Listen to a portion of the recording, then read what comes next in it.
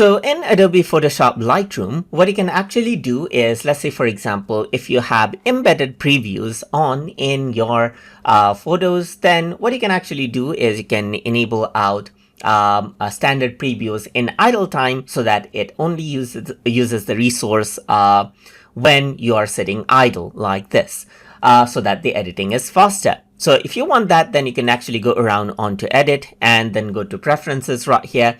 And once you go around onto preferences over here in the general tab, you can see that this is what you have. Replace embedded previews with standard previews during idle time. So you can see that this is what you can do. You can actually go ahead and then replace out the embedded previews right here. Press OK, and then once that is done, what happens is that it goes ahead and during idle time, when the resource is not being used, you can go ahead and then simply get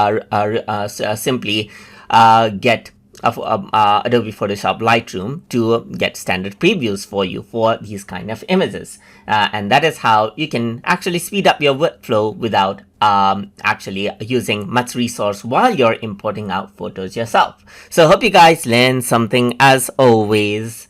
And as always, please like, comment, share, and subscribe.